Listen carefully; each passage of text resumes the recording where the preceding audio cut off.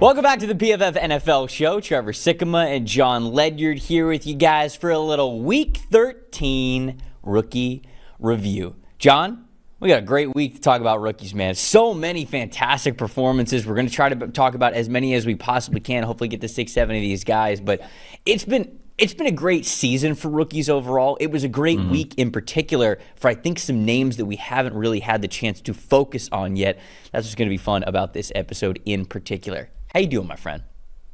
I'm doing really well. You're 100% right. It has been an awesome season for rookies, and even some rookies that have struggled at points throughout the season. We've seen the potential. You've seen the growth. You've seen them bounce back some. So, yeah, I mean, I think you have to just be extremely excited about the fact that this class, which was billed as one of the better ones, and I think we'd had a couple down ones before that, I think generally speaking. Obviously, there's always nuance to that. But we really needed a class to hit like this. We talked about the quarterbacks last week. That continues to be incredibly exciting.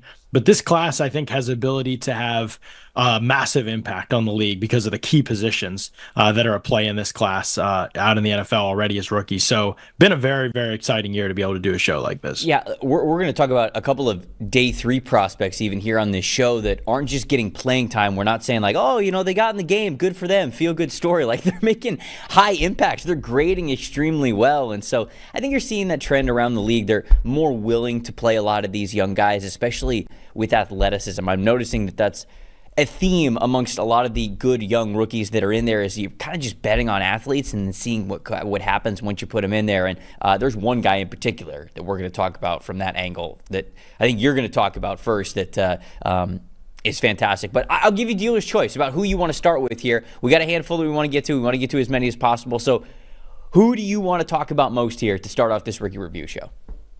Well, let's give Jets fans a little hope and a little optimism, right? Amidst what's been a disaster season, Trevor, without much to get excited about.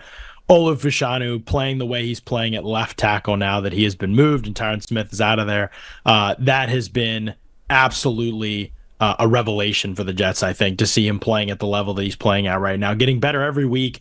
This week against Seattle was absolutely lights out. I mean, the grades are awesome across the board, but even when you look at go to the tape and you check out like the process that he's getting some of these wins, and yeah, the ball's coming out quickly this season with Rodgers. That's definitely true. However, you can still evaluate, I mean, how many rookies are this explosive out of their stance, this decisive in what they're doing, this good at redirecting against twists and stunts up front, unbelievable awareness. I think the thing that stands out the most with Fashanu is just how fluid and quick twitch he is.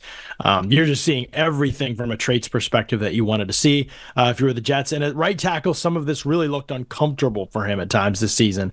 And so now you are seeing a totally different type of player in terms of the way that he's getting to some of these wins. He's anchoring against power. Like I said, his awareness has been one of the most impressive things to me, just like as a rookie, hardly ever getting caught by surprise by blitz or by a twist or by anything that's coming his way. I think his pass pro footwork is really smooth and explosive. He will overset at times, and Seattle tried to counter inside a bunch on him.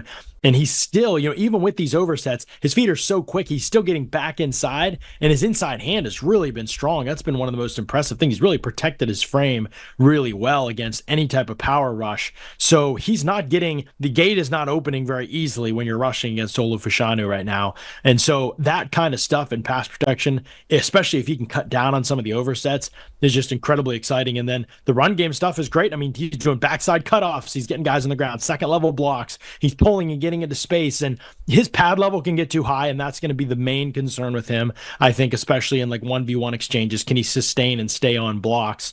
The fact that he's doing it in pass protection, though, gives me a lot of hope that it can get there in the run game. He can get high and shrugged off or fall off blocks at times, but the potential and the skills, everything that you see that might be an issue is fixable stuff, normal stuff, and I think the potential's through the roof. So even as somebody who had my questions about him as a prospect, just absolutely wowed by what I've seen from Fashanu on tape. Yeah, I think the athleticism was never really going to be a question for Fashanu. And when we watched him at Penn State, I mean, really, it's any athlete that comes from Penn State. It feels like we're not going to question athleticism at all because Penn State's got one of the craziest strength and conditioning programs, and it just feels like a factory for the next great athletes at the NFL level. And we're seeing even they have a prospect in this year's class in Abdul Carter who sort of fits that bill as well. But specifically in the trenches, but we often think about that on the defensive defensive side of things, offensive side of things. Fashanu was great when he was at Penn State, and he showed a lot of fluid movement skills. He was fantastic in pass protection. He had really great pass protection grades for us while he was at Penn State. But the issue was sort of dealing with power. And I do think that he is stronger this year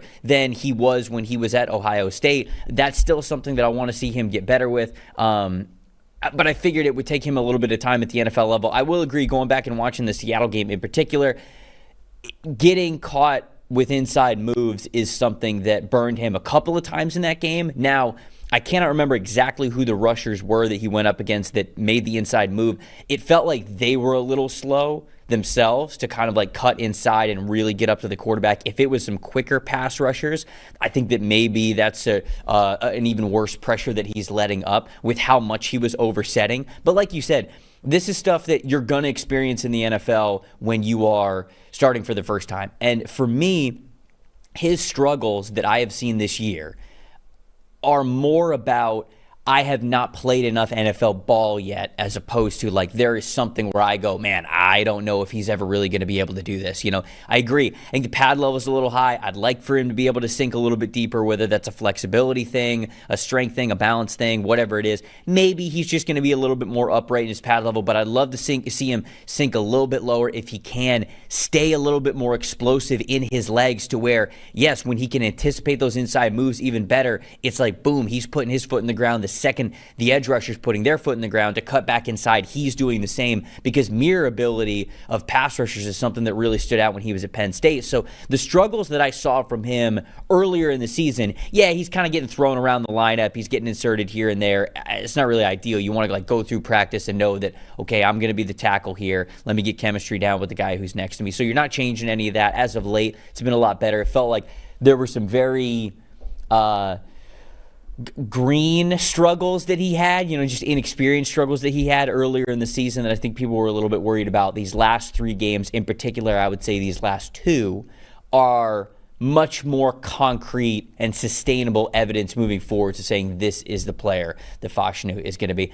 I mean, it kind of sets up an interesting little debate. Like, Jets could have had Brock Bowers in this draft, and it's almost like, damn, what would this offense have been with Brock Bowers? I still think they made the right choice. I felt like they made the right choice on draft night going with Fashanu, even with them having Tyron Smith in the lineup. And I think that at this point in time, for how things certainly played out with the Jets, it feels like they made the right decision because they got to have this guy on the offensive line. Yeah.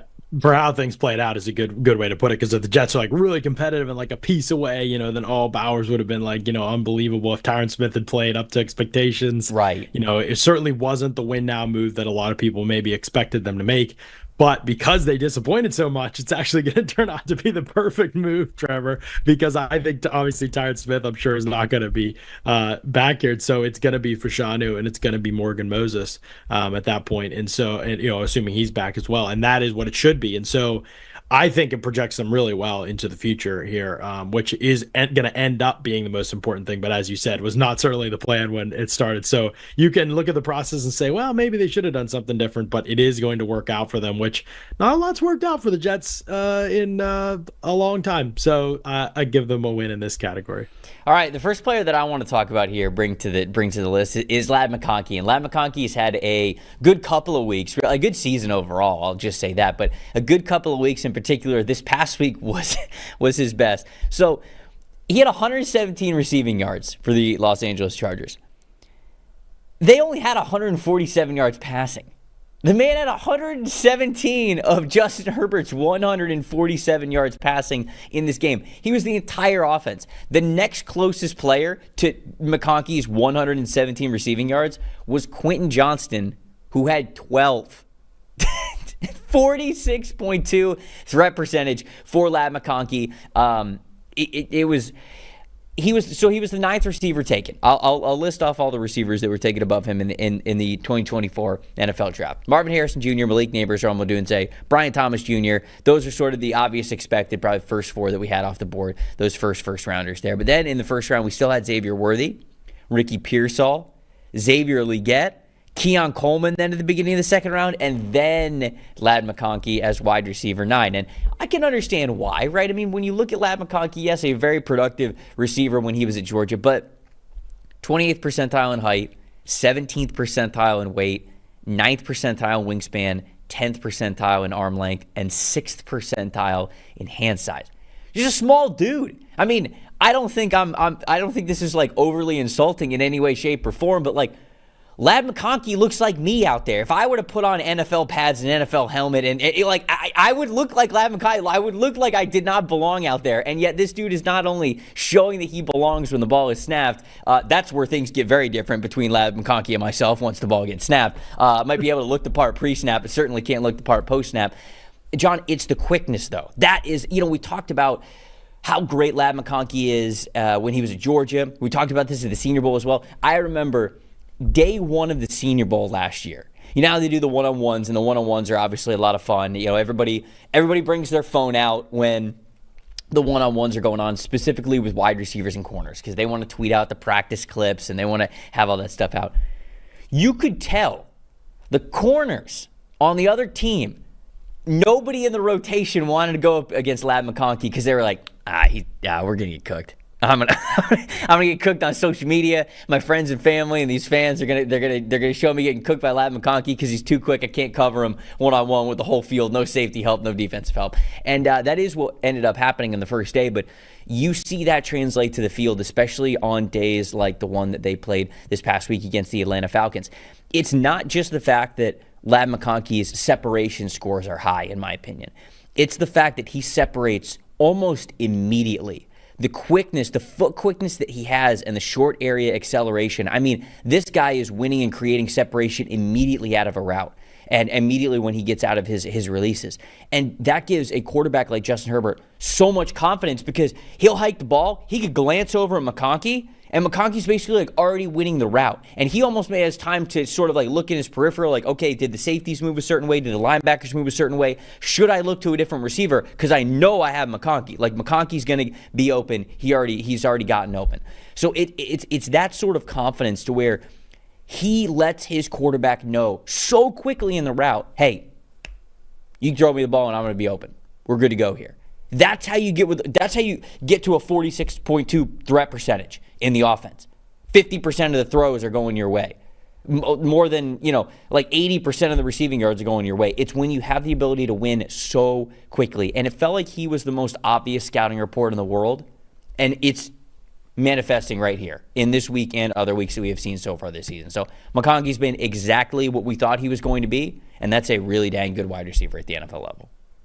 I honestly wonder, Trevor, for watching the start of a pretty special career. That's the impression I get when I watch him. Like, I don't think, because guys that you're not as sure about that with are guys that win sort of like one way right now. And that way can be amazing, and explosive and exciting and all those things. But McConkey really has all of those sorts of traits, and then also the nuance of a veteran. And he's going to have if he stays healthy here, he's close to already 1,000-yard season as a rookie. That's not very common in and of itself. And then if you look at the advanced numbers, I mean, it's just like remarkable what he's doing right now this season. He's already forced 10 missed tackles this season. This is supposed to be like not even the area that we like feel confident in. He's 11 of 19 in contested catch situations. Yes. And you mentioned his dimensions.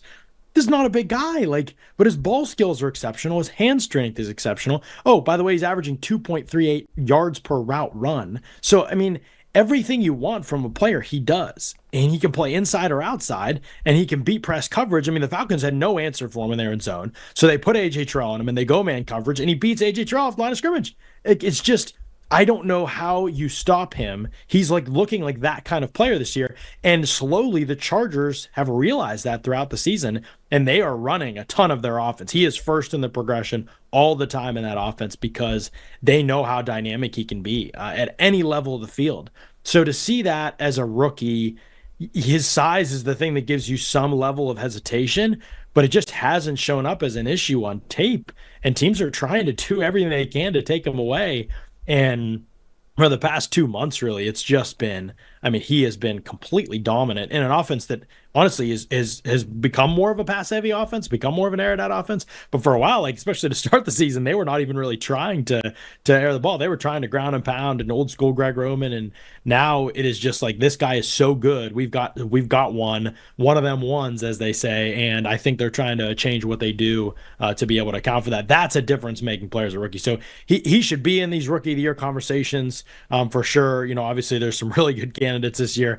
But there's a real strong case to be made, especially since the injuries Neighbors has dealt with, that McConkey's been the best rookie wide receiver this season. I think I would make that case. And you go back to his college evaluation, you said it's like a no-brainer evaluation. In some ways, based on what we could see on tape, that was true. But because Georgia threw the ball to him so little, it made it really hard, like, to be like, oh, we trust this small sample size. We don't see him in a lot of tough catch situations. Like, right. You go back to, to 2022 season, I think you saw a little bit more of that, but it still was, he never had more than 700 some yards in a season in college. Like, it just was never a focal point of an offense. He just, how is all this going to work at that level at his size? I think we're all fair questions to have. He's just completely answered those in the this is no concern area very, very well. So I think you have to be extremely excited about the outlook with him and where he's at currently.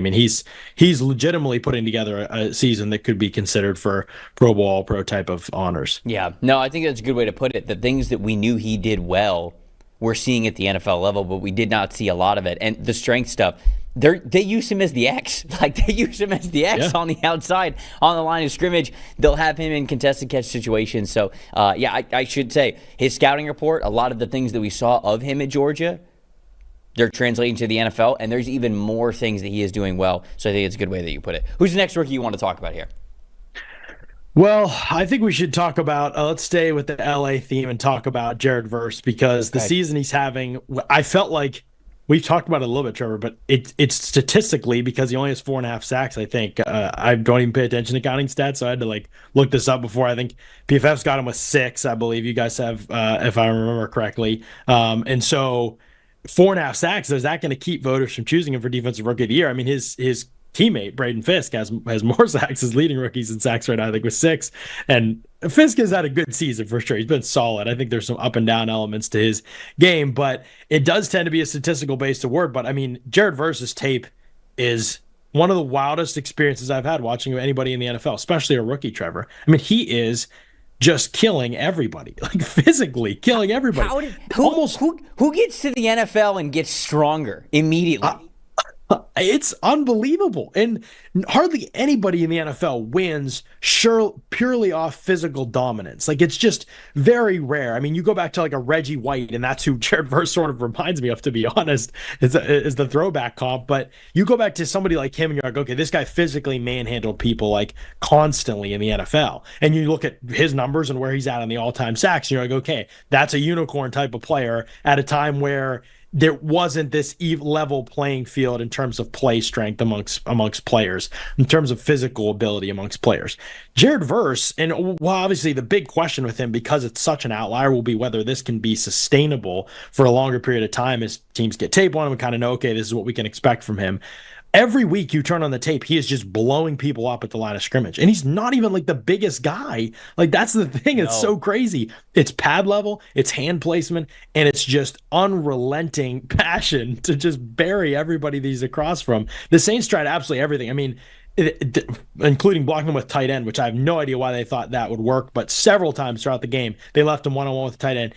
Those guys just went for a ride every single play. He was just throwing them off his body. Then when it was Trevor Penning several times in the game, Fuaga I think got it once or twice, but Penning, he was just bulldozing Penning back into the pocket, threw him on the ground on one play, just physically. There was a twist, and they slide Shane Lemieux over to pick him up, and Lemieux's there. He picks him up great.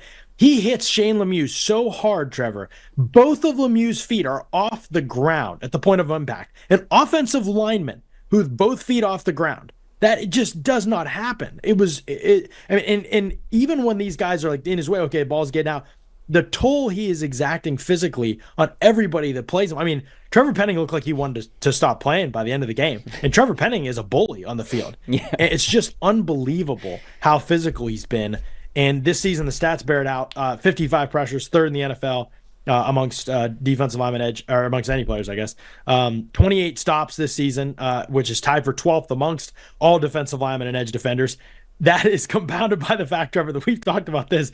And this is actually improved, and it's still very bad. He has 17 missed tackles this season, the third worst in the NFL. No other defensive lineman or edge defender in the top 20 in missed tackles this season. His missed tackle rate is a 27.4%, which is just way too high. So that's sort of leads me to the question I have with him is like, I don't want to over index that part of the evaluation, but if there is any argument against him for defensive rookie of the year, which there is not in my opinion, but if there's any argument against him for that, it's just that, well, tackling's a part of the game and you got to do it better. And if he did it better, he'd have 9-10 sacks and he'd probably be leading the league or he'd be in that conversation at the top of the league for stops amongst D-line and edge defenders, because the vast majority of these come behind the line of scrimmage where he's missing tackles. And so some of that comes back to I think he isn't the greatest athlete and he can over pursue in space and be a little reckless, and then he has a hard time stopping and moving in a new direction when that happens. So I don't think that's a massive part of the evaluation in my opinion, like to the point where I would ignore the fact that he's literally in the tier 1 in terms of disruption at this position in the league. I don't know that I would ignore the missed tackles necessarily, but that's really like the only thing that's been a weakness so far this season. He's just been an unbelievable force, and it's really hard for teams to account for such a unique skill set and how they game plan. You would love to be able to do certain things like leave your tight end on a guy like this, but your tight end's just going to get obliterated against him. So you have to sort of account for that, and he's going to end up changing the way that teams approach what they want to do offensively against the Rams because he's just that dominant of a player. The rep that you were talking about where it wasn't Lemieux who he hit. It was the rep where I don't know. I did not know. I watched this multiple times because I didn't really know what was going on. It looked like to me, you know how when guards, obviously, like they'll make their initial block, and then if there's not enough rushers, like if it's not a hat on a hat, if it's not 5 rushers and 5 offensive linemen, say it's like 4 or 3 guys rushing, the guards or the center or whoever, he'll look for work. That's what we call it, right? And if there's nobody directly in front of him, they'll look for work. And we always love the play where Cole Kubelik does this when he talks about it on Twitter. He calls it a full slab, right? Where they will look and they'll be like, oh, okay, you're engaged with this offensive lineman. Boom! And he just absolutely decleats whoever the defensive lineman is and blows him out of the play. So he's giving him a full slab. Jared Verse did that against an O-lineman. He fought fire with fire. And I don't know if you remember in particular, I don't even think it was really a stunt play. It didn't look like it. Or if it was a stunt play, then whoever was playing tackle on that play where Jared Verse was supposed to be the crasher, the tackle was sort of slow to go around and be the looper. So it almost didn't even look like it was a designed stunt. It almost just looked like Jared Verse was like, all right, I got to hit somebody, and then just absolutely destroys whoever the right guard was on that play. And then the tackle right in front of him just goes, oh, okay, I guess I'm looping around now. I guess it's what we're doing here. So it was, there is a play where he bulldozed the guy so bad. He takes him right past the quarterback. He doesn't get off the block. He just takes him right past the quarterback. I'm just like, he just wants to kill people out here. Like, he's not even interested in the sacks. Pound for pound, he might already be the strongest defensive end in the NFL. Like you obviously, he certainly plays like it. You've got some defensive linemen who are, like 280, 285. And I shouldn't say like defensive linemen. I should just say edge rushers. But you even have some edge rushers who are like 280, 285, like the guys like that. Jared Verse is what, 255, 260 maybe, and he is folding Trevor Penning like a lawn chair. Yeah, he is making offensive linemen fly with both feet off the turf. Who does that? He's one of the only people who does that. So he is incredible. He's having an unbelievable year. And sort of the way that I set it up, it's wild to me that Jared Verse won with power at the college level. And I think it was fair to say, just like you said, how many guys just win with power, really, at the NFL level? And it's not that Jared Verse didn't have some other pass rush moves, but he's got a little bit shorter arms. He's got a little bit shorter when it comes to length. And so a lot of what he did was that power profile. He was a power rusher, a bull rush type of a rusher, a speed to power type of a guy. And it was devastating at the college level. I don't want to take anything away from him. I liked him a lot. He was a top 20 player for me, top 15 player for me. But like you said, very few guys come into the NFL level and just win off strength. There's very few pass rushers that win off just being great athletes. You normally have to have more. And not to say that Jared Verse can't or doesn't have more, but his power is so devastating. He's already a tier 2 edge rusher in the league. Yeah. I think it will be really interesting, Trevor, to see who's better long term, he or Latu, who's really started to come on, because they do. I mean, Latu's got the power, not the power like Verse does. I don't know if anybody does, to be honest, but I think he does have like a bevy of moves. So it's gonna long term. I still think this is actually pretty up in the air. The way Verse is coming to the NFL is one of the more shocking things that I can remember, where guys becomes more physically dominant than he was in college, and he was physically dominant in college, but the way he's playing in the NFL, it's like he has everything to prove, and he's just angry at the world every single snap. And I think this is true about he and McConkey, to be honest. Like, guys who play 100% every single snap, guys who never take a route off, who never take a rep off. Like, I do think there's something to be said for that. Guys with just absolutely no chill factor to the game at all. And so I'm really interested to see where it goes long term with Verse. I think he does have some moves to get off power too. Like, he's got the ability to long arm and then kind of slip around the edge. He's got that rip move, and he can definitely snatch the outside arm and pull guys through and get clean. So there's definitely other elements to his game, but he does not have traditionally really good like bend as an outside rusher, nor does he have like, I think, the best change of direction at his position. It's fine, it's good, and he's so explosive off the snap sometimes that I think it's going to open things up for him. But I just wonder if his skill set can continue this like insane upward trajectory even over time when guys adjust to, okay, he's going to go power every time or most of the time. Like, I do wonder how that plays out. But this year, no question, he's been the best. I would agree. Jared Verse and Ladd McConkey, very similar players. You got to talk about them very, very, very similarly. No, I'm just kidding. I'm messing with you. These are obviously two great rookies who are winning in their own right. Hey, before we get to our next guy, want to talk about the staple item of every single outfit. It's a great hat, right? Melon, M-E-L-I-N. They got you for that staple hat. No matter what you like using a hat for, whether it's a workout, whether you like going out, for social events. If you're walking out the door real quick and you're like, man, I didn't do my hair. I don't know a hat that I love. Now you do. Check them out. Go to melon.com. They're running all sorts of gifts for the holidays. These are the most durable, best hats that you are going to find. I love mine. I've had mine for over like a month and a half. I got a couple of them actually. I used one for a workout, and it truly looks just like it did the day that I took it out of the box. And all right, calm down, people who are like, oh, you should work out harder. Calm down. It's the hat, not me. I'm not the problem. The hat's the solution. It's a fantastic hat, though, in all seriousness. Don't have the sweat stains. It doesn't smell, anything like that. They got a lot of different collections. A thermal collection, which, for the cold months that we got coming up, it'll help you stay warm. They've got, the hydro collection, which is, if you're running in the rain or jumping in a pool or jumping in a lake, doing something like that, whatever it is, they're really great and water resistant as well. They're super durable. Got all different types of styles, flat brim, they've got more curved brim stuff. They got the dad hats, all that kinds of stuff. So go check them out. They've got a lot of different colors and styles in all their different collections that you can see. melin.com. These are the best hats, most durable hats that you are going to find, and you can put them to the test yourself. Go check them out. Melon, melin.com. We'll stay in LA. We'll make this an LA themed show. I didn't do this on purpose, but hey, they drafted well. Got to give them their props. Tarheeb Still, 5th round cornerback out of Maryland. Fake Madden-generated name. Madden-generated draft class name. He's balling out, especially this past week, certainly with the 2 interceptions that he had. 94.3 coverage grade. When you get 2 interceptions, that's the kind of thing that happened. But, even with that 94.7 grade, 83.7 coverage grade so far on the season. Now, he hasn't always been a starter, but he's been a pretty consistent contributor for them since week 4. He is somebody who I did not even know a lot about. I didn't get a scouting report on him. He wasn't on the PFF big board for last year. When he got drafted in the 5th round, the projections of him, it makes sense, certainly measurable-wise, when you look at why he was a day 3 pick. 5'11", so he's under 6 feet tall, 189 pounds at the combine, so that's 55th percentile and 34th percentile. But then you have arm length, just 29 and 5/8, 4th percentile for cornerbacks.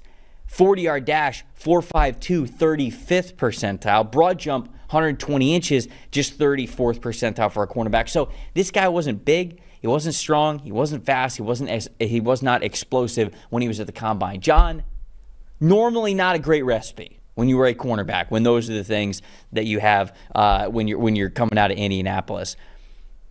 But he's playing very well in a system that I think is allowing him to do what he does best, and that is keep his eyes on the quarterback. They're using him a lot in situations where he is playing in off coverage, either in quarters or cover 2 situations. The pick 6 that he had was a cover 2 play where he was sinking to the outside. He had safety help. He had the ability to keep his eyes on Kirk Cousins. They're trying to throw an out route, and boom, he was right there to intercept the ball and take it to the house. And then on the other one, I believe it was quarters, where he was the same thing. It was just, hey, he's in off quarters. He's taking a look at the quarterback. He's keeping his eyes on him, and he's going out and getting another interception there. So those 2 interceptions were fantastic. I thought that they were a good representation of exactly what he does well. And he's in a really good spot with the Los Angeles Chargers, because even for as good as he is playing, if you were to put Tarheeb Still in man coverage consistently at the NFL level, those single coverage situations, the measurables and the athletic testing would tell you that that's probably not a good bet for you to make often. But he went to a team that the Chargers don't play a lot of single coverage stuff. They play much more defense coverage as a unit, as a whole. They're not in a lot of total single coverage situations. And still being in that system is allowing him to play with a ton of confidence, because he's not necessarily using his athleticism to keep up with guys in a foot race. Instead, he's using his anticipation and his eyes to make sure that, he's at the perfect spot where, okay, you're making a quarterback decide, okay, do I throw this? Do you warrant a no throw? If he does throw it, you're giving yourself a chance to go out and get an interception. There was even another play that he had where he could have had his hands on the football. He just didn't quite get there, but it was very close. It was a bang-bang play. It was another play. It was out to the sideline, and he anticipated it so well, he almost got his hands on that one as well for another interception, or at least a forced incompletion. So the scheme in which he is playing in right now is really helping get the best out of him. And that's the stuff that you love. That's the, okay, we see a 5th-round pick turn into a contributing player. That's why. It's because the front office did a brilliant job working with the coaching staff to say, what kind of players do you want? And they can look at a player like Tarheeb Still, who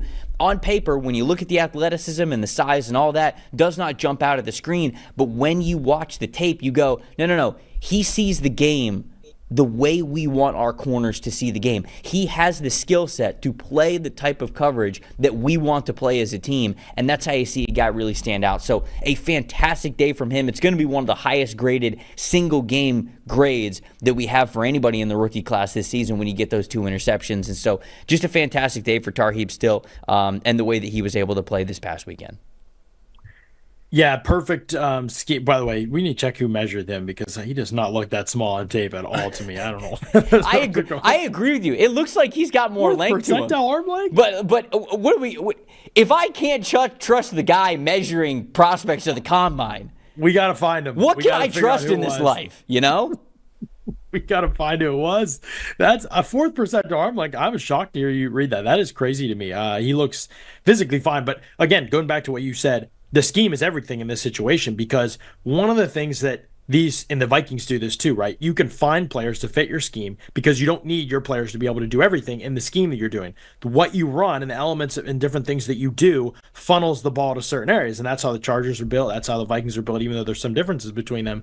So you can get players that, okay, what's the skill sets that I need? And for Tarheeb Still, I watch him and I think, this is the player who people hoped, myself included, Emmanuel Forbes would be in the NFL, where they're like, oh yeah, he's not the biggest player, but smarts are off the chain, ball skills are off the chain. He can be a Marcus Peters type of player, and then you hope, obviously, for better tackling and some of the character stuff to be fine. But with Still, I think when you watch him play, is the cerebral nature by which he plays the Chargers this season. As you mentioned, this is one of the teams that runs, I think they're 31st in the NFL in cover 1 rate this season. So you don't have to worry about him being able to mirror and match guys at all levels of the field, or being able to even run with everybody vertically. You have to say, okay, can he execute the scheme? Because the Chargers disguise coverages and move players on the back end as much as any team in the league. And so can he do that? Can he operate within the scheme and not make mistakes? Because we're a complex defense, the moving pieces are there. So you have to be above the pale in terms of cerebral nature, in terms of communication, those kinds of things. And then can he execute? So when he reads out the concepts, I mean, he intercepted a sail route from cover 3. That is unheard of And that is unbelievable that he did that. And it all has to do with eyes, right? He's playing in this scheme. He's carrying the vertical. Okay, they're running the vertical to get him moved off the spot so they can throw the sail route, the corner route in front of him. And he comes off the vertical, and I give, I think it was Elijah Molden credit too, because he shouted the communication and still comes off that. He's there to intercept the ball before the receiver even gets out of his break. I mean, it was just unbelievable awareness and anticipation of what Atlanta might be running in that situation. And then later in the game, he's just reading the three-step game. He's breaking on the ball. I think they were in cover 2 in that situation, and he is making a play on the ball, and he house calls it. Those kind of things are what maximize a player like that in this situation, even late in the game, right? They throw the ball up on 3rd and 12 for London, and he makes the play and knocks the ball away because of his awareness and zone coverage. And so just being able to be aware, and so many guys in zone coverage are like, yeah, I'm just going to cover grass and do my job.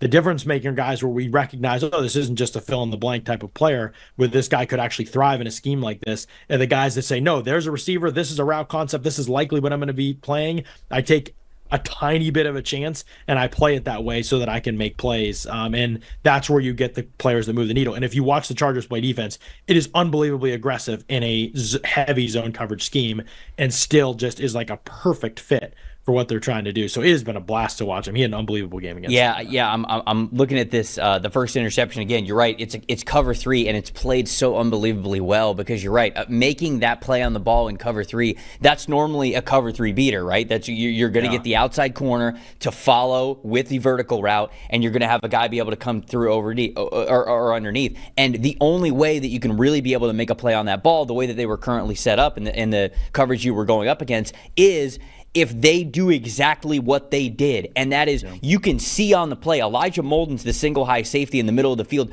You can literally see him pointing and yelling something out to Tarheeb Still, and Still immediately, it's like he didn't even need to hear it. It's like they were in sync. It was Molden saying, I've got the vertical guy. It's basically, he's not saying this all at once, but he's basically saying, I've got the vertical guy. They're running a sail concept. Go take the guy who's kind of running underneath, and Still just puts his foot in the ground. That chemistry, that confidence within that group. Zone coverage is beautiful when you play it well. And if there's anything that Jim Harbaugh and Jesse Minter do, it is coach their ass off. And they have these guys playing so well, playing together, playing very confident, and having a lot of chemistry. And I think that first Tarheeb Still interception is a great representation of not just those two, but how the defense is playing overall and how confident those guys are as a group. So that was a lot of fun to watch his game, specifically those 2 interceptions, with it really representing the marriage of a front office and a coaching staff really gelling very well together. To go to your last guy, who do you got? Who are we bringing to the table as the last rookie you got on your list? Les Snead's going to change his shirt. It's going to be effing love them picks, I think, is going to be his new shirt that he wears from now on, because this guy is on an absolute heater, Trevor. And he might, we'll see, it's early, it's only been a couple starts, he might have got himself another one in linebacker Omar Speights. 7 stops in this game, Trevor. This is the kind of game that when you watch on tape, you're like, all right, I need to take a step back. I need to have like a cold glass of water or something to chill myself out, because if this is what he's going to be every week, like we're talking about Luke Kuechly type of player, and obviously like he's been good since he got in lineup. Like this was, I mean, he had 94.1 overall grade, 85.9 run defense grade, 92.4 coverage grade. I mean, this was just an unreal performance from Omar Speights. Like found the ball in every situation, got off blocks, was just like his tackling form is inspiring to me. Like he drives and he wraps and he stays latched. He only has 2 missed tackles this season. He didn't have any this week.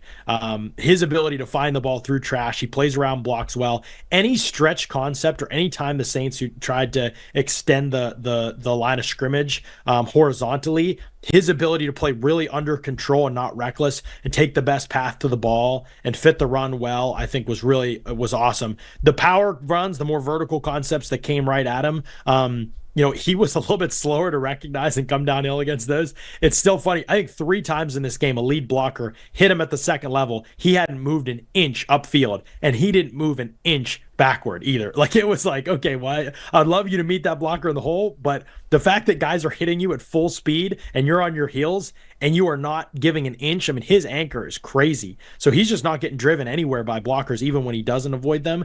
And he was a part of making those tackles, even though they were tackles at the second level. And you're like, those could have been played better. The floor being kind of high with him, where he's not getting carried off every time that a blocker hits him, is really impressive. So I feel really good about his run defense and his tackling. The biggest surprise is just like the coverage stuff. I think that stuff's been hit or miss, and he's like a pretty good athlete, but he doesn't look like an unreal athlete so far. And maybe that'll change as he continues to play faster. But in this game, I mean, his awareness and coverage, he passed off a crosser, and then he got back to the middle of the field and undercut I think it was a stick route to the tight end, and he dropped the interception. It went right through his hands, I think. But Carr never thought that he was going to be there in that window at all. Then there was a 3rd and 3. He's a flat defender. He knew where the sticks were. I think that was really important. He didn't drop like he normally would into coverage. He dropped with his heels at the sticks, and then he broke on the route, and he got a hit short of the line to gain. I just love, again, the idea of not covering grass, but being aware, the ball's probably going to go here in this situation. Given our rush, where we're going to try and funnel the ball to, I need to be in position to make the stop and not sort of like as deep as I normally would be given the down and distance. I gave up 4 catches in this game for 9 yards. Gave him nothing after the catch. Was just closing on everything, reacting before the ball was even out of the quarterback's hand. Like, just looked like high-end recognition and play. And you look around the league, and this type of linebacker is very, very desired right now. It's so many places are just unable to be what they've – I mean, look at Tampa Bay and look at Cincinnati this season as 2 examples of defenses that would love to be able to do some of the stuff the Rams are doing defensively in terms of the concept, but they're just struggling to do it because of weaknesses at the linebacker position. And so you watch a guy like Omar Speights do this as a later round guy, and you're like, oh man. Actually, I think he was undrafted, wasn't he, Trevor? And so it's been really impressive. I thought he was a very late pick for them. Was he late pick? You're right. He was undrafted. He was an undrafted free agent. I thought he was a late day 3 guy, like a 6th or 7th round, but you're right. And he was at LSU. How? Well, dude, LSU linebackers go top 5. Dude, he didn't get invited to the combine. Yeah. He wasn't at the combine. I remember I watched Omar Speights when he was at Oregon State, and I watched him when he was at LSU. He's listed at 6'1". He's probably below 6'1". He's probably a little shorter, maybe like 6'1.5", whatever. And they got him listed at 235. I think he played college ball around like 225, 230. So had really short measurables. Yeah, he had some athleticism to him, but the missed tackle percentage was right around 15% for the 2 years that he was starting, the last 2 years that he was starting in Oregon State. It was a little bit better at LSU. I think it was around 11, 12%. But, dude, I watched his stuff from this past weekend because you pointed this out. You're like, hey, we got to talk about Omar Speights.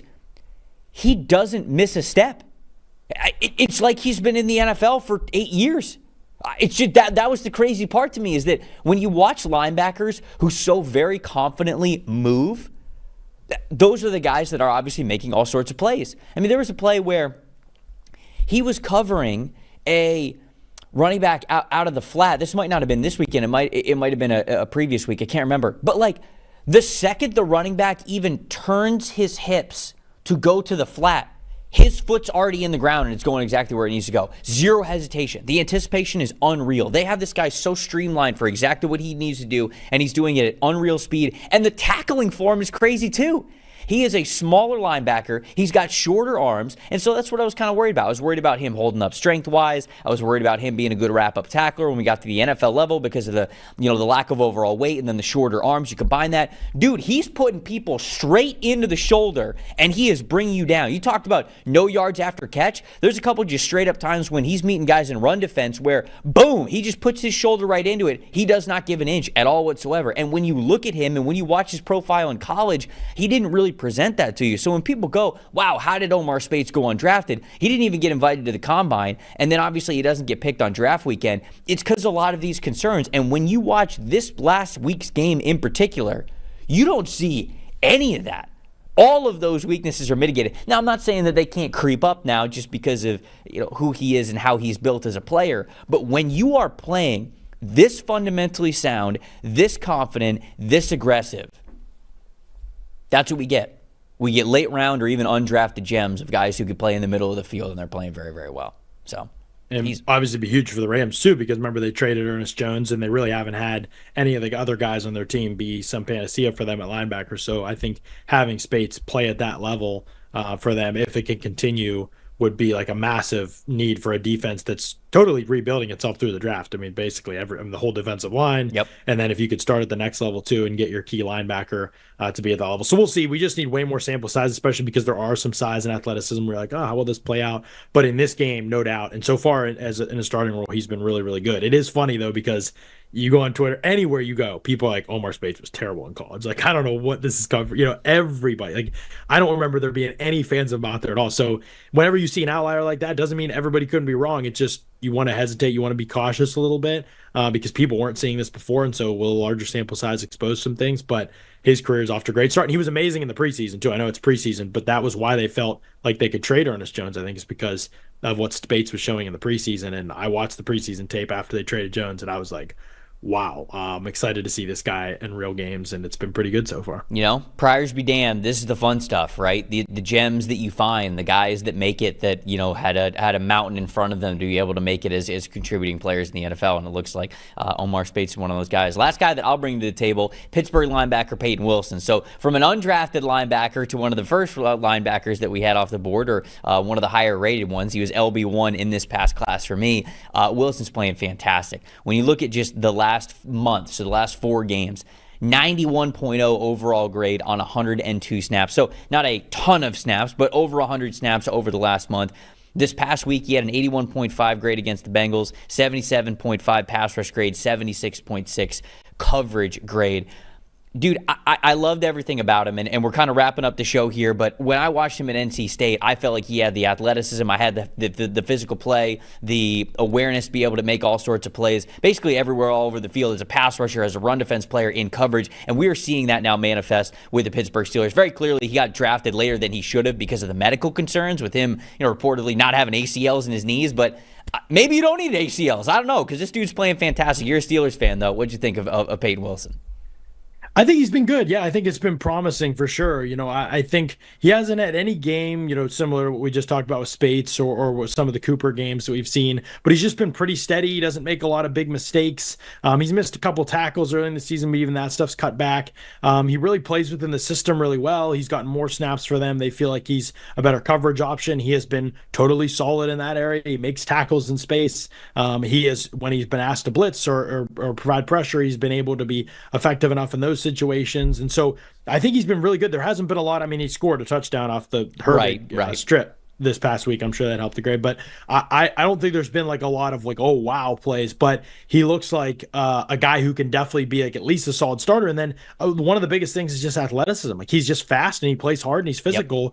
And those things were just really missing from the Steelers linebacker group, especially when Cole Holcomb went down last year. Like it was Landon Roberts all the time, and Roberts had the year of his life, but he's just not an unbelievable athlete. And so now you've got Patrick Queen and Peyton Wilson at the second level a lot of the time, and Roberts is still playing and playing well when he fills in, but most of the snaps those guys are playing, especially long and late downs. And that's just a lot of speed at the second level. So your ability to run and chase and finish, and the Steelers have been one of the better tackling teams this season defensively, and Wilson's a part of it. Just a lot of the times you see tackling numbers, you go back to overall athleticism, and is a team where they need to be in that department. And I think the Steelers are where they need to be, and I think a big reason for that is because Wilson's playing some snaps. So it's been impressive so far. Yeah, I just love how he processes the game, honestly. Go follow all of John's great work over at the Audibles and Analytics Substack, the Audibles and Analytics podcast, the Read Optional podcast, all the good stuff. Appreciate everybody watching and listening to this week's episode of the Rookie Review. For Trevor Sikkema, that's Jn Ledyard. We'll see you guys next week.